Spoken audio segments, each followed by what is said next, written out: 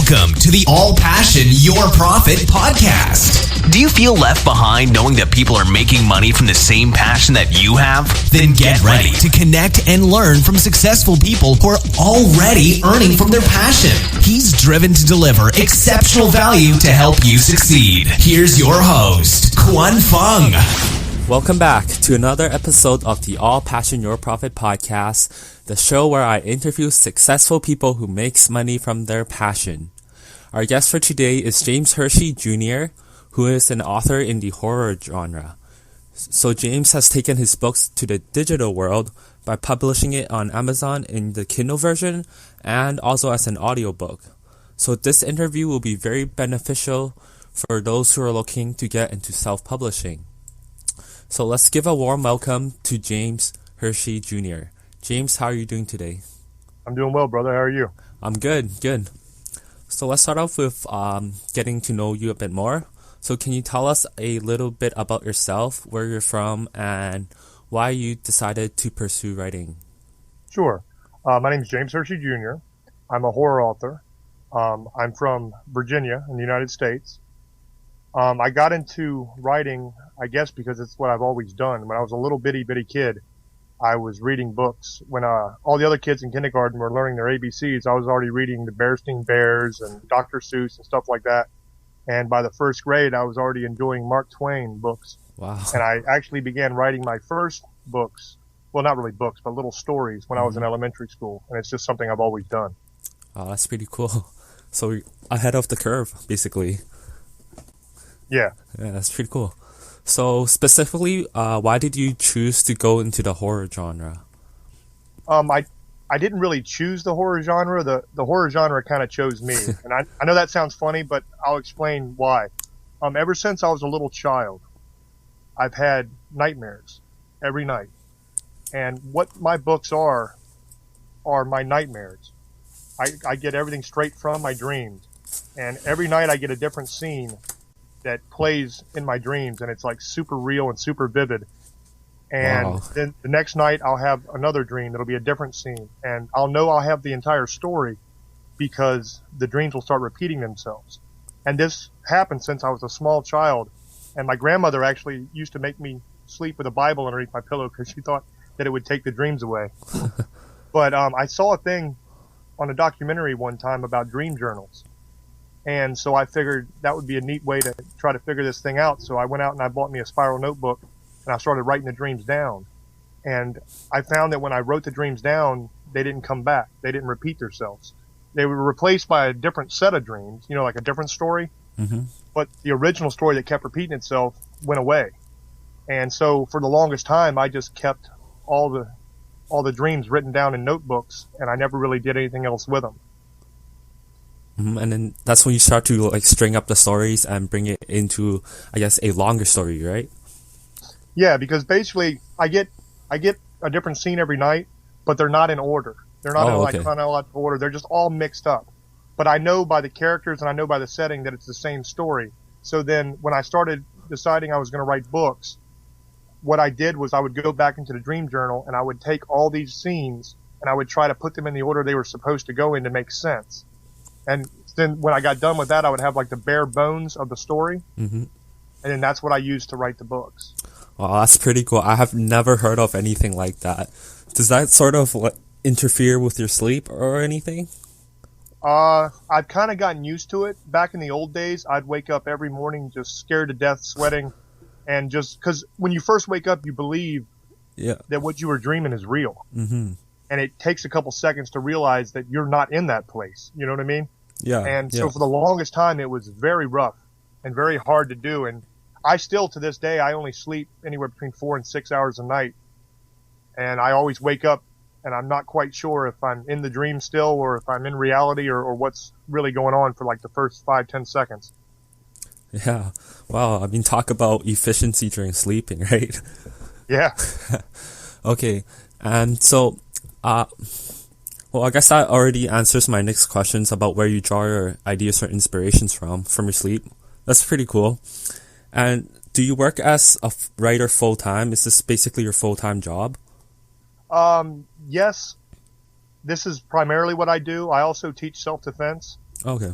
like give self-defense classes privately and stuff, but I don't have the large classes anymore. I primarily just write. Okay, sure.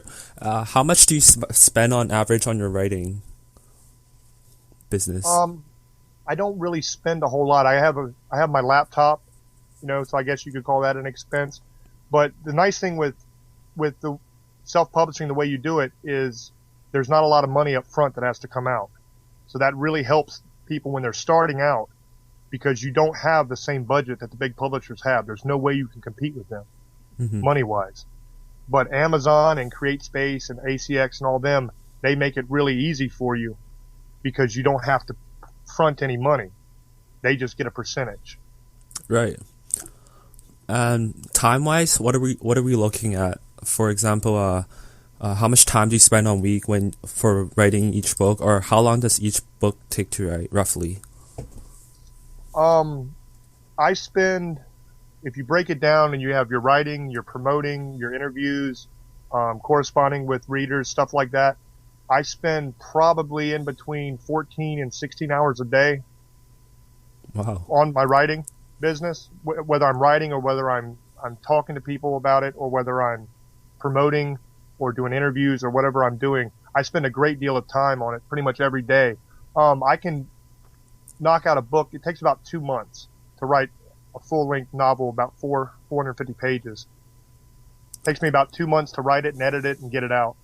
Well, that still seems very short, but yeah, I guess when you're working 14-hour days, that's what you get.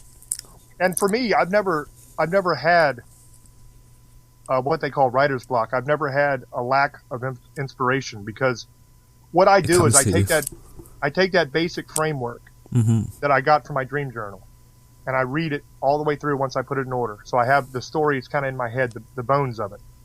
And then I just sit down at my computer and I just clear my mind and I just surrender myself to whatever force it is that gives me the dreams in the first place, whatever makes me do this. I just surrender to that and I just let it flow through me.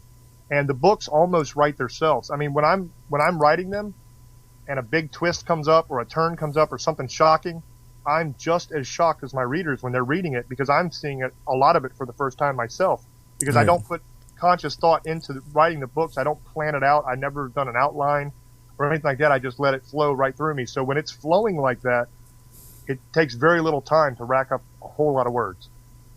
And I guess it must be a very enjoyable process, because you basically like lose track of all the time, and because the ideas are just coming at you and you're spending so much time or so much of your effort just putting it down into words, right? Yeah, I mean, I've literally started writing in the afternoon, and when I realized what was going on again, it was morning. I mean, it's kind of amazing to me sometimes, because I get so lost in it. I don't get up to go to the bathroom. I don't eat. I don't drink. I mean, my wife has to make sure that she brings me something to drink so that I don't get dehydrated sometimes, because I just get that involved and that carried away into it. Wow, that's awesome. So can you talk to me a bit more about how self-publishing on Amazon works?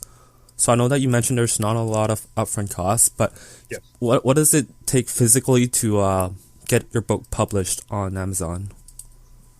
Well, first of all, you have to have a book. That's the obvious first step. And for a lot of people, that's the hard part, because a lot of people think that, oh, you write books, so you just tell stories. That's not that hard.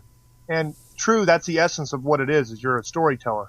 But it's not very easy to write a long book and have it be worth reading. Once you have your book, then you just go to the Amazon site and you click the link for the KDP, Kindle Direct Publishing, and you just follow all the steps on the screen. You upload your Word document, and they'll convert it for you to the ebook format, and they'll set up the site. They pretty much do everything for you. You just have to answer the questions, and then you can design your cover. If you've already made a cover, you can upload it. That's what I do. Or they have cover design workshop-like thing there that you can design a cover right on the site. And then if you want your book also to be hard copy, which I have paperback books, I have audiobooks, and I have the Kindle books. The hard copy books, you go to a subsidiary of Amazon called CreateSpace, and you upload your manuscript again there, and then they'll convert it to the format they need and publish it for you. And the same thing with the audiobooks. You go to ACX, which is another subsidiary of Amazon, and they do stuff for you. But basically all you have to do is just follow the steps and fill it all out. But the hardest part of it is getting anybody to notice your book or to read your book, because there's hundreds of thousands of people that are putting books on Amazon.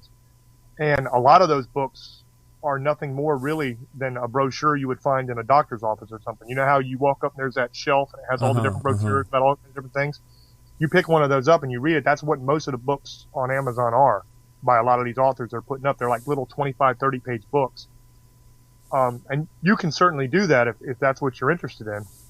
But to get your books noticed and to get people to pay attention to them, first of all, they need to be really, really good, because they're going to you as an indie author rather than go to a big publishing house author. Mm-hmm. So it has to be a really good book to get noticed. And then you have to put in hour after hour after hour of promotion, because see, the big publishers, they have whole marketing departments that spend millions of dollars to do this. And if you're doing it on your own, you are the marketing department. There is nobody but you. So you have to do all the work yourself. Okay. Going back a bit first, so the publishing process, I guess from bringing your book bringing it live into Amazon, how long does that take, roughly? It takes maybe an hour, maybe 2 hours to fill out everything and upload everything if you're prepared. I mean, if you have your cover ready, you have your manuscript ready, you've already spell checked it, you've done all your work, then the actual process of it takes an hour or two, and then it takes up to 24 hours for it to actually go live on the site. And then you're talking another 2 to 3 days after that before your print book and your audiobook links to your Kindle book, so it's all on the same page. In the first couple days, it'll be on 3 separate pages on Amazon, but it takes a couple days, but they'll get it all together on the one page where people can find it. Mm-hmm. And compared to traditional publishing, right? How long would traditional publishing take? Because that seems like 1 or 2 days. That seems very quick, right? Yeah, I mean, traditional publishing takes forever. See, the problem with traditional publishing is you can only really submit your manuscript to one publisher at a time. Because if you do multiple submissions, they don't like that, and they'll just throw it away. So if you want them to actually read it, you can only submit to one at a time. And every publisher will tell you to give 6 months to a year for them to read your manuscripts and get back to you. Okay, so let's say you've written a book and you love the book, you're really excited about it. You send it off to a publisher. A year later, they get back to you and tell you, oh, we don't want it. So now you got to start the process again. You send it to another publisher. And a year later, you get an answer from them. You see how that could add up to a long time? Right. That's why even the really big authors, they usually only put out 1 or 2 books a year, because it just takes so long going through that process. But with self-publishing, you can rock them out. That's why I can get a book out every couple months if I want to, because I'm the only decision maker. I'm the one that decides if it's good enough to go out, and then the market will decide after that if it's good enough to be there, because if people buy it or not. But I don't have all that red tape to go through. I don't have all those people that'll tell me, no, we're not going to do this, because right now the end thing is sparkly vampires, and you're not writing about sparkly vampires, so we're not going to make any money off you. You know, that's kind of the way traditional publishing works. They throw a bunch of stuff out there and they see what sticks. Whatever starts to catch on, that's what they throw their money behind, and everybody else is just left to fend for themselves. Wow. Learning lots. So moving on. So for the payment on Amazon, how does that work? And also talk a bit about how payment for the audiobook and the hardcover works. Okay.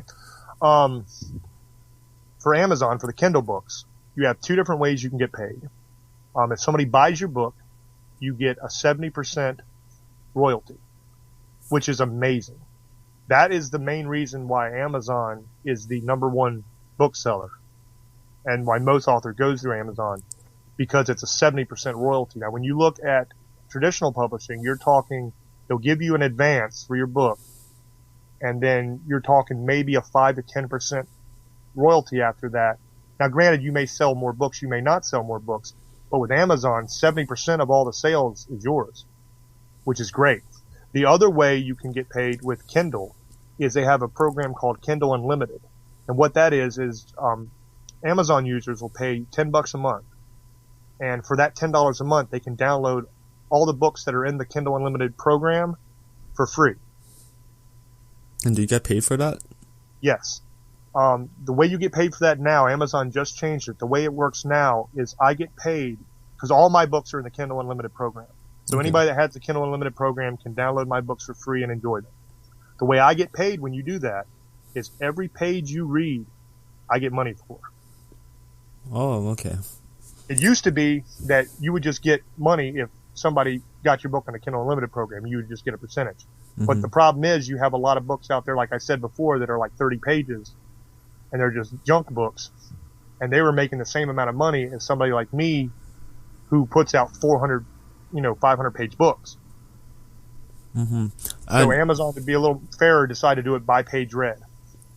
Do you have to choose only one of these programs, or can you participate in both of them? Oh, you can do both. When you sign up to sell on Kindle, your book is automatically available as a Kindle book, mm-hmm. and it's optional that you can go into the Kindle Unlimited program. A lot of authors decide not to do it because they're giving their books away for free in that program, but they're just not really thinking about it because in all reality, you're getting paid for every page read, plus you're gaining readership, right, which is invaluable. Right. Does the same program apply to your audiobooks and your hardcover books since it's both done through Amazon? They have different percentages and different checks. Okay. With the audiobooks, you get 40% of all sales. They put it up on iTunes and Audible and all that kind of stuff for you, and you just get 40%. Now, if you want to pay somebody to record the book for you, if you want to hire a producer that will produce and read the book, then you pay them a set fee to do that. Or you can do what's called a profit split. And so you get 50% and the person who did the reading of the book gets 50%. And then that's 50-50 of the 40%. Does that make sense? 50 and 50. Yeah. So someone would read it for you if you just submit it anyways? Yeah, what you do is you submit it onto the site, and then people will do auditions for you. Okay. And submit auditions, and then you can listen to the auditions and pick the person that you like best, that reads it the best or has the best voice or whatever it is. And then you can make them an offer, and then that's when you decide if you want to pay them to do the book or if you want to do a profit split with them. Okay. And then if they accept that, then the two of you together will get 40% of the profits. And that basically equates to 20% each for the audiobooks. Now the print books, you get a higher percentage depending on where it's bought. If it's bought off Amazon, you get a certain percentage. If it's bought off the CreateSpace site itself, you get a certain percentage. If it's bought off Books A Million or Barnes and Noble or any of those other bookstores in the world, you get a certain percent. That's the way the print book works. Okay. And have you noticed which format of your work is the most popular? So between hard books, the ebooks, and the audiobooks? I sell a lot more ebooks than anything else. I do sell quite a bit of hard copy books as well. But a lot of those I sell autograph copies of my books. People that buy my books so that I'll autograph them, or they buy them off me and I autograph them and mail them to them. That kind of thing. It's a majority of the actual print book sales, but the majority of it comes from the Kindle. Okay. And in terms of marketing wise, right? Previously you mentioned that you have to do a lot of the marketing yourself. Yes. So what specifically do you do to market or advertise your books? The main thing you're going to do is you're going to hit social media like a madman. You're going to work Facebook. You're going to post in groups. You're going to post on your timeline. You're going to work Twitter. You're going to do all kinds of posts there. I have an Instagram account. I have a YouTube account.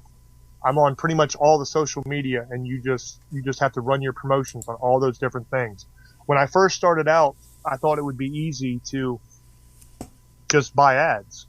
I'll buy some ads on Facebook. I'll buy some ads on Amazon. I'll buy ads here or there, and they'll run and people will see it. Well, the reality of the situation is you don't get a lot of sales from that, and it's costing you money. Where if you do the promotion yourself through different Facebook groups, through different Twitter, hashtags and stuff like that, you get a lot more sales that way and a lot more people see it. I also have a website that I drive traffic to. And the important thing is all of your social media should be linked to each other. So in other words, on my Facebook, I might advertise something on my YouTube page. On my YouTube page, I might advertise something on my website or my Instagram. On Instagram, I might advertise something on my Twitter page. That way you get people going to all the different social media and they can see the different promotions, and it's just more avenues for them to get to your book to find you. Mm-hmm. But the main thing that makes people buy books isn't the promotions anyway. It might get them to see the books, but the thing that drives the sales the most is just word of mouth. If somebody reads the book and likes the book, then they're going to recommend it to other people. And then they do reviews for you on Amazon. And the reviews for me, I put those up as promotions a lot of times too, because that's somebody that's bought the book, loved the book, and is recommending the book to everybody else. And that, I find, drives more sales than anything else. Okay. So within your work as a writer, what sort of major struggles do you have? I know you said you don't have writer's block, but is there anything else that is a barrier to you? Just the promoting part, I think, is the main tough spot, because it takes an extraordinary amount of effort and time to get your book noticed, because you're not running the TV commercials, you're not running the magazine ads, you don't have the $1 million marketing campaign behind you. So all you have to do is rely on the fact that your book is good and that people are going to love it, and then you have to get it in front of their faces. And the problem is, if you've written a book that isn't great, then when you get it in front of people's faces and somebody reads it, they're not going to recommend it. So that makes the job really, really hard. I'm very blessed and lucky because I've gotten, like, Diam Legion has over 40 5-star reviews. Call the Wind Spirits, I just put out not too long ago. It's already got almost 15 5-star reviews. Wow. People really like my work, and they gravitate towards it, and they recommend it to all their friends. So that just keeps increasing and increasing. So that makes the job pretty easy. But I know a lot of my author friends that I talk to, they complain because they might sell one book a month if they're lucky. Wow. You know? Yeah. And I'm selling 4 or 5 a day on a slow day. Wow. Well, glad to hear that. Yeah, I am too. Yeah, so what sort of projects or work are you currently focusing on right now? Right now I'm working on the sequel to Diam Legion. Mm-hmm. Diam Legion is going to be a trilogy. There's going to be 3 books. And I'm currently almost halfway through the second one. I don't know why I haven't asked you this, but can you sort of tell me a little bit about what your book is about, the Diam Legion one? Sure. Diam Legion is about a couple, Darian and Heather, and they are serial killers. They drive around the country, and they abduct women from parking lots, and they kill them. They torture them and kill them, and then they take them back to their RV, and they grind them up into burger, and they serve that burger in their restaurant back home to get rid of the bodies. During one of these excursions where they're hunting, they get noticed by a demon named Legion. He's the same Legion from the Bible that Jesus drove off the cliff in a swine. And he sees how evil the woman Heather is, and he wants to possess her. So he starts going after the killers, and they have to try to get away from him. So that's what a lot of the book is them fleeing across the country, trying to escape the demon and killing people on their way, and him trying to possess the woman so that he can have her, basically. Wow, I can't imagine if I had those kind of dreams, but it sounds very good. Yeah, now you know why I wake up sweating. Yeah.